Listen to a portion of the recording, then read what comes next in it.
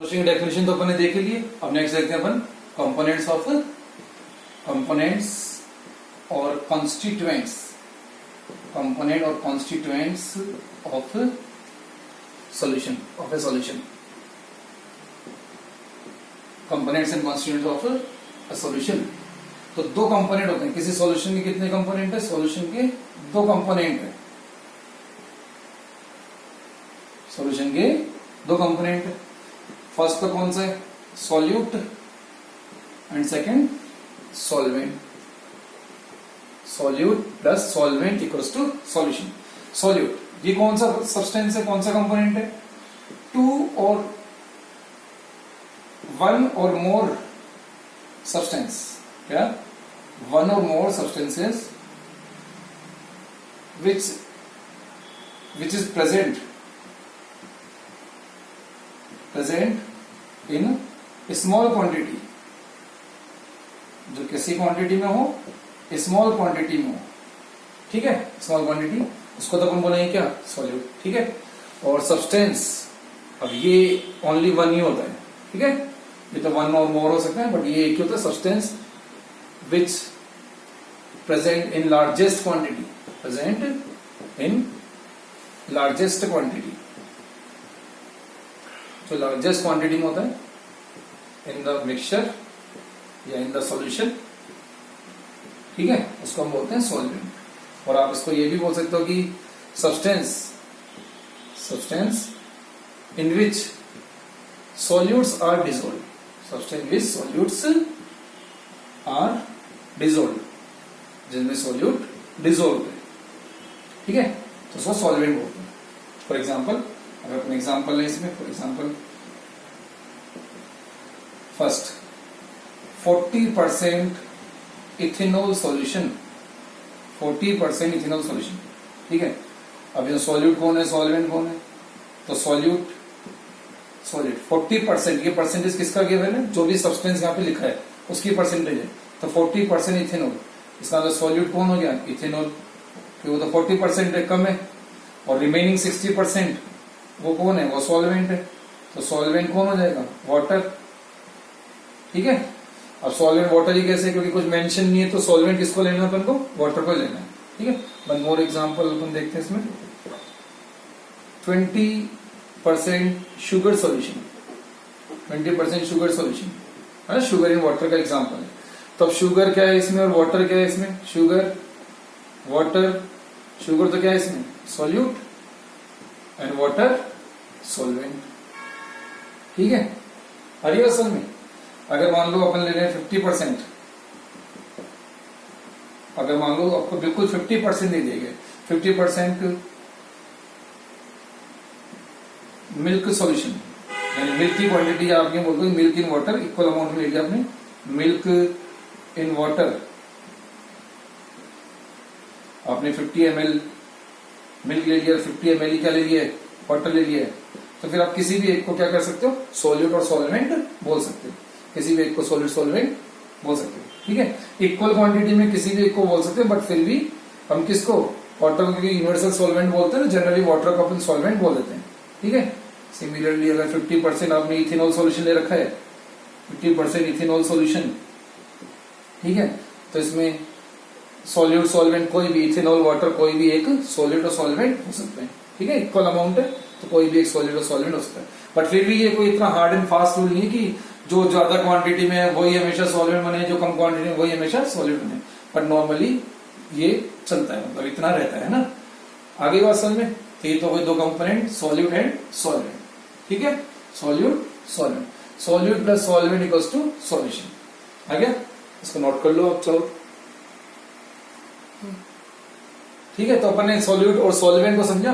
अब इसमें एक एग्जांपल और लेते हैं अपन, जिससे अपन को वो वाली बात समझाएगी, whose composition can be varied within certain limit, ठीक है। लिमिट्स का क्या चक्कर है? लिमिट्स का चक्कर ये है कि जैसे अगर मैं आपसे बोलूं कि एक आधे कप पानी में, है ना, आधे कप आपने पानी ले लिया और उसके अंदर आपने बोला कि 500 ग्राम शुगर, 500 ग्राम शुगर या 1000 ग्राम शुगर आप इसमें डिसोल्व कर दो। तो बताओ शुगर क्या इसमें डिसोल्व हो जाएगी कि वाटर में? मान लो वाटर आपका 20 ml है, 20 ml है, इसको आप 20 ग्राम भी बोल सकते हो, 20 ग्राम। वाटर के लिए आपको पता है एमएल और ग्राम सेम रहते हैं, ठीक है। वाटर की डेंसिटी हमको पता है 1 है, वाटर की डेंसिटी 1 है तो ग्राम और वॉल्यूम, उसका मास और वॉल्यूम दोनों क्या होता है, इक्वल। तो जितना एमएल है उतना ही ग्राम रहता है, ठीक है।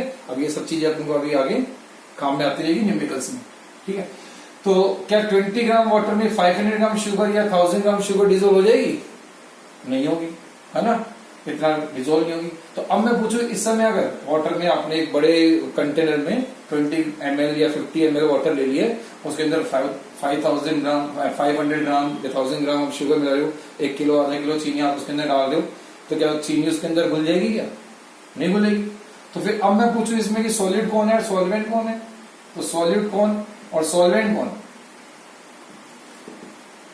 तो क्या सॉल्यूट इसमें क्या वाटर हो जाएगा कम क्वांटिटी में, और सॉल्वेंट कौन हो जाएगा? शुगर, क्योंकि लार्जर क्वांटिटी में। बट ऐसा नहीं है, वाटर या शुगर यहाँ पे कोई सॉलिड कोई सॉल्वेंट नहीं बनेगा, क्योंकि सॉलिड सॉल्वेंट डिफाइन ही नहीं हो पाएंगे। वो सॉलिड सॉल्वेंट डिफाइन ही कब होते हैं? जब मिक्सचर क्या हो, होमोजीनियस। ये तो मिक्सचर होमोजीनियस ही नहीं बन पाया, ये तो मिक्सचर कैसा हो गया, हीट्रोजीनियस मिक्सचर है।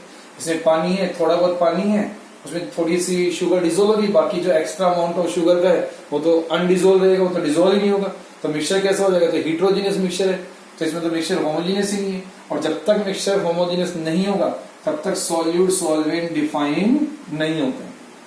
तो यही बात बोली गई थी कि whose composition can be varied within certain limit। अभी हमने क्या कर दिया, लिमिट क्रॉस कर दी यहाँ पे। तो लिमिट्स में ही रखना पड़ेगा अपन को, जो कंपोजिशन ले रहे हैं सब्सटेंस का एक लिमिट तक ही रखना पड़ेगा। अगर उस लिमिट से हम आगे जाएंगे तो मिक्सचर होमोजीनियस नहीं रहेगा, वो हीट्रोजीनियस बन जाएगा। अरे बात समझ में, इसीलिए बोला था क्या कि whose composition can be varied within certain limit। आगे बात समझ में। हाँ, एक और चीज जो यहाँ पे ध्यान देने की है वो ये है कि ये जो बात अपन ने बोली कि whose composition can be varied within certain limits, ये mostly solid in liquid solution पे ही एप्लीकेबल है। सॉलिड इन लिक्विड, जिसमें सॉल्यूट कौन होगा, सॉलिड इन लिक्विड्स, ठीक है। जिनमें सॉल्यूट कौन होगा, सॉलिड होगा, और सॉल्वेंट कौन होगा, लिक्विड। उन्हीं में ये लिमिटेशन काम करती है। बाकी अगर आप लिक्विड इन लिक्विड का एग्जांपल ले रहे हो, लिक्विड इन लिक्विड, तो लिक्विड लिक्विड में जैसे कि आपने लिया मिल्क इन वाटर। अब मिल्क इन वाटर की कोई लिमिट नहीं है, मिल्क इन वाटर में कोई लिमिटेशन नहीं है। आप कितने भी पानी में कितना भी मिल्क मिला, कितने से ही मिल्क में कितना सारा भी चाहे से आप वाटर ऐड कर लो, उसमें कभी सैचुरेशन नहीं आने वाला। But sugar in water, salt in water, इनमें क्या होता है, आफ्टर अ सर्टेन लिमिट, एक डेफिनेट लिमिट के बाद में क्या होता है, इनमें सैचुरेशन आता है। तो बस वो लिमिट के विद इन सर्टेन लिमिट रहेगा, तब तक तो वो मिक्सचर होमोजेनियस रहेगा, अदरवाइज वो फिर हीट्रोजेनियस रहेगा। तो ये मीनिंग था हमारा किस चीज से, कि उस composition can be varied within certain limit. आई बात समझ में, है ना। तो ये था अपना आ गया। तो ये तो हो गया अपने क्या, सॉलिड और सॉल्वेंट आ गया। अब नेक्स्ट आ रहा अपना क्या, classification of solutions. Classification of solutions, solutions को क्लासिफाई किया गया, क्लासिफिकेशन सॉल्यूशंस 5 टाइप से। कितने टाइप से क्लासिफाई किया गया, 5 टाइप से, ठीक है। कैसे कैसे क्लासिफिकेशन किया गया देखते हैं अपन। फर्स्ट इसमें कौन सा आ रहा है, फर्स्ट बेस्ड अपॉन क्या, based upon nature of solvent, based upon nature of solvent आ गया। अब based upon nature of solvent पे कैसे, इस बेसिस पे सॉल्यूशन 2 टाइप्स के होने वाले हैं। फर्स्ट ए क्या, एक्वस सॉल्यूशन। कौन से सॉल्यूशन, एक्वस सॉल्यूशन, यानी कि जिनमें सॉल्वेंट कौन होगा, व्हेन सॉल्वेंट क्या हो, जब सॉल्वेंट क्या होगा हमारा, वाटर। जब सॉल्वेंट वाटर होगा तो उसको बोलेंगे एक्वस सॉल्यूशन, ठीक है। सेकंड बात करें, non aqueous, non aqueous, non aqueous solution, non aqueous solution जिनमें सॉल्वेंट कौन होगा, अदर देन वाटर। बस वाटर नहीं होना चाहिए, उसके अलावा कुछ भी हो सकता है, other than water, other than water, ठीक है। तो aqueous solution, non aqueous solution. Aqueous solution है तो सॉल्वेंट कौन है हमारा, वाटर है। नॉन एक्वस सॉल्यूशन है तो सॉल्वेंट कौन है हमारा, अदर देन वाटर। वाटर के अलावा कुछ भी हो सकता है, ठीक है। वाटर के अलावा कुछ भी के अगर अपन एग्जांपल लें तो एग्जांपल लें तो इसमें ऑर्गेनिक सॉल्वेंट आते हैं mostly, mostly organic solvents, organic solvent like benzene, है ना, बेंजीन, ईथर, इथेनॉल, CCl4, ठीक है, CCl4, acetic acid CH3COH, liquid ammonia भी इसमें आ जाते हैं, लिक्विड अमोनिया, ठीक है, H2SO4, HCl, है ना, वाटर, कुछ भी हो, बस वाटर नहीं होना चाहिए कुल मिला के। वाटर के अलावा कुछ भी हो सकता है। वाटर अगर होगा तो aqua solution, other than water है तो नॉन एक्वा सॉल्यूशन। आ रही बात समझ? किसी सॉल्यूशन के साथ अगर कुछ भी मेंशन नहीं है, फॉर एग्जांपल आपको बोला गया कि इथेनॉल सॉल्यूशन, आपको बोला गया है इथेनॉल सॉल्यूशन। अब इथेनॉल सॉल्यूशन का मतलब सॉलिड तो बोल, इसमें इथेनॉल है, जो सब्सटेंस गिवन होता है, जिस सब्सटेंस का नाम होता है वो तो सॉलिड होता है। अब सॉल्वेंट मेंशन हो भी सकता है, नहीं भी हो सकता है। अब जैसे यहाँ मेंशन नहीं है, तो जब मेंशन नहीं हो तो सॉल्वेंट हमेशा कौन सा माना जाएगा? वाटर को लेंगे अपन। आ रही बात समझ में? ये तो ये होता है अपना first classification based upon nature of solvent, solvent की नेचर के बेसिस पे, सॉल्वेंट की नेचर के बेसिस पे, कि सॉल्वेंट की नेचर के बेसिस पे एक्वस, नॉन एक्वस, आगे बात समझ में? ये था। अब आ रहा है सेकंड क्लासिफिकेशन अपना। सेकंड क्लासिफिकेशन है based upon number of components, number of components, कि कंपोनेंट्स आपने कितने ऐड किए, कितने सब्सटेंस आपने उसके अंदर ऐड किए, ठीक है। अब इस बेसिस पे सबसे फर्स्ट जो आएगा हमारा कौन सा बनेगा? Binary, binary solution. तो सेकंड क्लासिफिकेशन अपना based upon number of components, first आ रहा है इसमें binary solutions.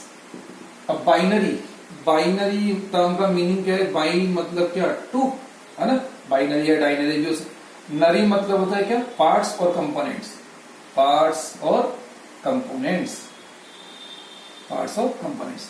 Binary solution, two parts two component, यानी कि इस तरह के सॉल्यूशन में दो कंपोनेंट होंगे। अब दो में कौन होंगे? एक तो सॉल्यूट होगा ही होगा और एक क्या रहेगा? सॉल्वेंट रहेगा। तो क्या होगा इनमें? वन सॉल्यूट और वन सॉल्वेंट। सॉल्वेंट तो वैसे भी वन ही होता है, सॉल्वेंट वन से ज्यादा होता भी नहीं है। सॉल्यूट भी इसमें क्या रहेगा? वन ही रहेगा, ठीक है। एग्जाम्पल की बात करें तो एग्जाम्पल बहुत ही सिंपल से एग्जाम्पल इसकी आपको आते भी होंगे। Sugar in water, milk in water, है ना, sugar in water, milk in water, alcohol in water, ठीक है। कुल मिला के दो सब्सटेंस होने चाहिए, alcohol in water, ethanol in water. आगे बात समझ? ठीक हो गया कौन सा? बाइनरी सॉल्यूशन, ठीक है। नेक्स्ट आ रहा है सेकंड, टर्नरी सॉल्यूशन। अब मीनिंग आप समझ ही गए होंगे, टर्म से क्लियर हो ही गया होगा। टर्नरी मतलब कितने कंपोनेंट होने वाले हैं? 3 कंपोनेंट्स। अब 3 कंपोनेंट्स होंगे तो 3 कंपोनेंट में कौन होंगे? 3 सॉल्यूट, सॉल्वेंट तो एक ही होगा, है ना। तब जो भी नंबर बढ़ेगा वो किसका बढ़ेगा? सॉल्यूट का बढ़ेगा, है ना। तो इसमें कितने? 2 सॉल्यूट्स, 2 सॉल्यूट होगा, सॉल्वेंट तो अपना 1 होता ही है, 1 सॉल्वेंट, ठीक है। एग्जाम्पल की अगर बात करें तो एग्जाम्पल इसमें हो जाएगा क्या? Sugar and salt in water, sugar and salt in water. तो शुगर और सॉल्ट तो दोनों अपने क्या हो गए? सॉल्यूट हो गए, और ये वाटर अपना क्या हो गया? सॉल्वेंट हो गया, ठीक है। इस तरह से 3 हो गए, और भी एग्जाम्पल बना सकते हैं अपन, ठीक है। तो नेक्स्ट आ रहा है इसमें क्वाटरनरी सॉल्यूशन, क्वाटरनरी सॉल्यूशंस। अब क्वाटरनरी सॉल्यूशन में, है ना, टोटल मिला के 4 कंपोनेंट होंगे, जिनमें से 3 तो क्या हो जाएंगे? 3 सॉल्यूट्स एंड 1 सॉल्वेंट, ठीक है। एग्जाम्पल की बात करें तो इसी में जो शुगर सॉल्ट वाला है, इसी में क्या डाल दो? लेमन जूस डाल दो, लेमन वाटर। तो sugar plus salt plus lemon, lemon नहीं डाल देना है, पूरा लेमन डाल दो, भाई लेमन जूस डालना है इन वाटर, ठीक है। इस तरह से क्वाटरनरी सॉल्यूशन हो जाएंगे। आगे बात सर में ये तो बाइनरी, टर्नरी, क्वाटरनरी और भी बन सकते हैं, बट ज्यादा कॉमन ये 3 ही है, बाइनरी, टर्नरी, क्वाटरनरी। आप चाहो तो आगे पेंटानरी का ही बन सकते हो, बट केस बहुत कम हो जाएंगे। पेंटानरी, हेक्सानरी, ऐसी बात नहीं कि वो सॉल्यूशन एग्जिस्ट नहीं करते, एग्जिस्ट करते हैं बट रेयरली। अब आप ज्यादा कंपोनेंट ऐड करो तो फिर मिक्सचर क्या होमोजेनियस नहीं रहता, फिर मिक्सचर हीट्रोजीनियस होने लग जाते हैं। इसलिए जनरल जो कॉमन केस है वो 3 ही होते हैं, बाइनरी, टर्नरी एंड क्वाटरनरी। ठीक है, हो गया अपना second classification based upon number of components. Third आ रहा है अपना इसमें, है ना, आप इसको नोट कर लो चाहो तो। थर्ड नेक्स्ट अपना आ रहा है बेस्ड अपॉन नंबर ऑफ है ना। दो अपन ने कर लिए, फर्स्ट अपन ने किया based upon nature of solvent, aqueous non aqueous. Second अपन ने किया नंबर ऑफ कंपोनेंट्स, है ना, बाइनरी टर्नरी क्वार्टनरी। थर्ड आ रहा है बेस्ड अपॉन क्वांटिटी और अमाउंट भी बोल सकते हैं, अमाउंट ऑफ सॉल्यूट, क्वांटिटी और अमाउंट ऑफ सॉल्यूट। ठीक है, अब इस बेसिस पे तीन टाइप के हो सकते हैं, आपको पता ही है। एक एग्जांपल से अपन चाहें तो ये चीजें क्लियर कर सकते हैं। आपने एक बीकर में या गिलास में आपने 100 ml वाटर ले लिया, 100 ml 200 ml जितना भी वाटर है वो ले लिया। अब इसके अंदर आपने शुगर डिजोल्व की, आपने 20 ग्राम शुगर डिजोल्व किया आपने इसके अंदर, तो शुगर डिजोल्व हो जाएगी, इसमें हो जाएगी। अभी इसमें और शुगर डिजोल्व हो सकती है, हाँ हो सकती है। तो जब तक और सॉल्यूट अपन इसमें ऐड कर सकते हैं तब तक तो सॉल्यूशन को क्या बोला जाएगा, अनसैचुरेटेड। क्या बोला जाएगा, अनसैचुरेटेड सॉल्यूशन, अनसैचुरेटेड सॉल्यूशन। और इसको आप हाइपोसैचुरेटेड सॉल्यूशन भी बोल सकते हो, अनसैचुरेटेड और हाइपोसैचुरेटेड सॉल्यूशन, अनसैचुरेटेड हाइपोसैचुरेटेड। ठीक है, यानी कि मोर solute can be dissolve, more solute can be dissolve, और सॉल्यूट इसमें भी आप ऐड कर सकते हैं। ठीक है, सेकंड आ रहा है कौन सा, सैचुरेटेड। जब आप शुगर ऐड ही करते जाओगे शुगर या सॉल्ट वाटर के अंदर, तो एक स्टेज ऐसी आ जाएगी जब शुगर या सॉल्ट डिजोल्व होना बंद हो जाएगा, तो उस स्टेज को हम बोलेंगे सैचुरेशन स्टेट। तब सॉल्यूशन क्या कहलाएगा अपना, सैचुरेटेड सॉल्यूशन, है ना, सैचुरेटेड सॉल्यूशन। यानी कि क्या बोलेंगे, मोर solute can't be dissolve, more solute can't be dissolve. आप अब उसमें और सॉल्यूट डिजोल्व नहीं कर सकते। थर्ड, एक सैचुरेटेड सॉल्यूशन में आपने एक्स्ट्रा अगर सॉल्यूट डाल दिया है, एक्सेस सॉल्यूट डाल दिया है, तो फिर वो हो जाता है सॉल्यूशन कैसा, सुपर सैचुरेटेड सॉल्यूशन। ठीक है, इसको अपन हाइपर सैचुरेटेड भी बोल सकते हैं, हाइपर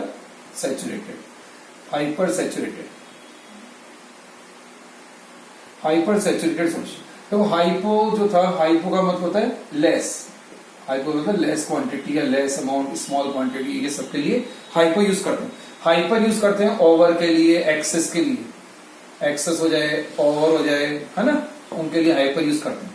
तो सुपर सैचुरेटेड सॉल्यूशन और हाइपर सैचुरेटेड सॉल्यूशन, यानी कि जब आप सैचुरेटेड सॉल्यूशन में और सॉल्यूट ऐड कर देते हो तो वो क्या बन जाता है, सुपर सैचुरेटेड सॉल्यूशन। इस सिचुएशन में क्या सॉल्यूट सॉल्यूशन में डिसॉल्व होगा, सॉल्वेंट में डिसॉल्व होगा, नहीं होगा। तो फिर क्या हो जाएगा, PPT, precipitate is obtained, PPT is obtained, precipitate बन जाएगा। आपने एक्स्ट्रा अमाउंट डाला तो उसका क्या हो जाएगा, पीपीटी बन जाएगा। आ गया, तो इसमें क्या होता है, पीपीटी ऑब्जर्व होता है, पीपीटी ऑब्टेन्ड होता है। तो इस तरह से क्वांटिटी ऑफ सॉल्यूट के बेसिस पे कितने टाइप के हो गए, 3 टाइप्स के, अनसैचुरेटेड, सैचुरेटेड और सुपर सैचुरेटेड। अनसैचुरेटेड को हाइपोसैचुरेटेड बोल सकते हैं, इसको हाइपर सैचुरेटेड बोल सकते हैं। आ रही बात समझ में, ठीक है, ये तो ये हो गया। नेक्स्ट आ रहा है फिर fourth classification, based upon physical state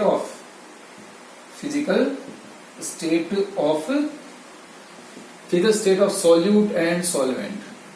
solvent की फिजिकल स्टेट के बेसिस पे, सॉल्वेंट की फिजिकल स्टेट के बेसिस पे कैसे, सॉल्यूट की फिजिकल स्टेट के बेसिस पे कैसे देखो, सॉल्यूट एंड सॉल्वेंट, ठीक है, सॉल्यूट एंड सॉल्वेंट।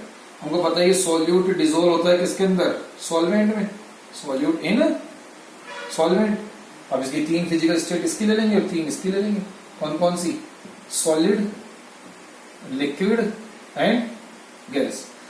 इसी तरह से इसकी भी ले लेते हैं, सॉलिड, लिक्विड एंड गैस, ठीक है। अब दो टाइप कैसे बनेंगे, सॉलिड सॉल्यूट जब डिसॉल्व होगा किसके अंदर, सॉलिड सॉल्वेंट में, तो टाइप बन जाएगा क्या, solid in solid. Solid solute dissolve होगा जब किसके अंदर, लिक्विड में, तो टाइप बनेगा solid in liquid. Third, solid जब डिसॉल्व होगा किसके अंदर, गैस सॉल्वेंट में, तो टाइप बनेगा सॉलिड इन गैस। हरिवासन में solid in solid, solid in liquid, solid in gas, ठीक है। इसी तरह से जब आप लिक्विड को ले लोगे, ये तो सॉलिड को लिया, इसी तरह से आप लिक्विड लोगे सॉल्यूट, तो liquid in solid, liquid in liquid, liquid in gas. Gas में लेंगे तो gas in solid, gas in liquid, gas in gas. आएगा समझ? तो कितने टाइप के बन जाएंगे यहां से? टोटल अगर अपन काउंट करें तो 9 टाइप्स के सॉल्यूशन यहां से बन जाएंगे। On the basis of physical state of solute and solvent 9 types के सॉल्यूशंस एग्जिस्ट करते हैं। आएगा समझ? अब इन तीनों 9 टाइप्स के सॉल्यूशंस और उनके एग्जांपल अपन देखते हैं नेक्स्ट आगे टेबल में देखते हैं। ठीक है, तो नेक्स्ट देखते हैं अपन फोर्थ जो क्लासिफिकेशन बनी किया फिजिकल स्टेट के बेसिस पे, उसके क्लासिफिकेशन और उसकी एग्जांपल वगैरह है ना। तो टेबल के फॉर्म में अपन कर लेते हैं इसको।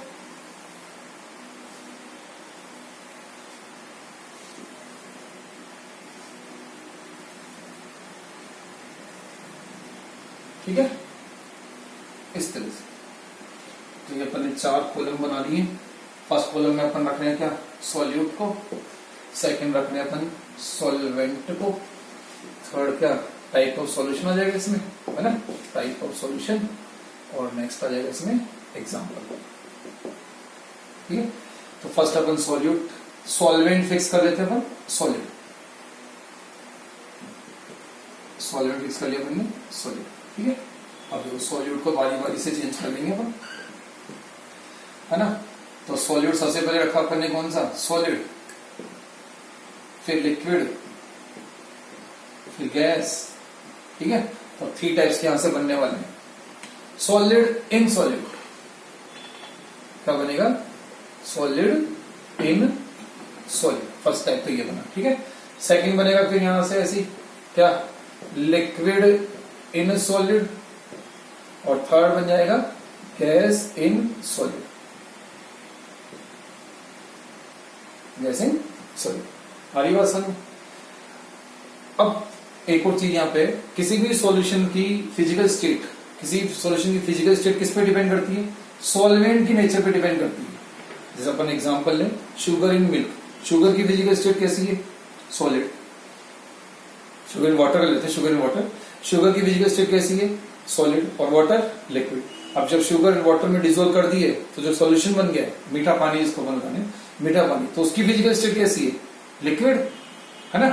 तो सॉल्यूशन की फाइनल फिजिकल स्टेट किस पे डिपेंड करती है?